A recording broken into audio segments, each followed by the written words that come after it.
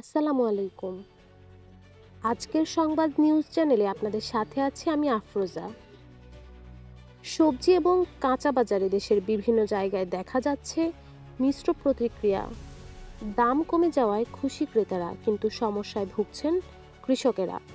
বাংলাদেশের বৃহত্তম পাইকারি সবজি মোকাম মহাস্থান হাট। দেশের বিভিন্ন প্রান্ত থেকে কৃষকরা এই হাটে তাদের শ্রমে ফলানো সবজি বিক্রি করতে আসেন, কিন্তু এবছর সবকিছুই যেন উলটপালট হয়ে গেছে। শীতকালীন সবজি মৌসুমে জমি থেকে ফলন ভালো হলেও পাইকারি বাজারে সবজির দাম এতটাই কম যে কৃষকেরা দিশেহারা হয়ে পড়েছেন।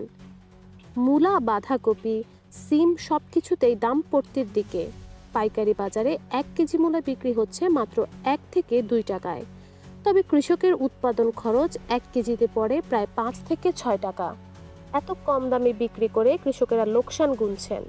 1 বিঘা জমিতে ফুলকপি চাষ করতে কৃষকের খরচ হয় 25 থেকে 30 হাজার টাকা, কিন্তু বাজারে এই সবজি বিক্রি করেই তার অর্ধেক খরচও উঠে আসছে না।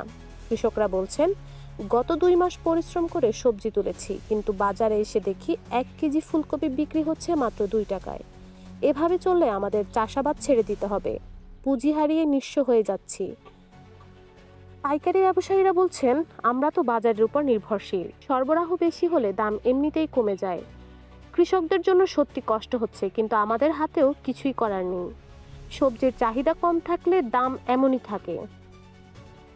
এমন পরিস্থিতি শুধু মহাস্থান হাটেই নয়, দেশের বিভিন্ন পাইকারি মোকামেও দেখা যাচ্ছে। পাবনা, যশোর, দিনাজপুর, নওগাঁ সব জায়গায় একই অবস্থা। গত বছরের তুলনায় এবার সবজির দাম প্রায় 50 থেকে 70% কমে গেছে। কৃষকরা দুষছেন বাজার ব্যবস্থাকে।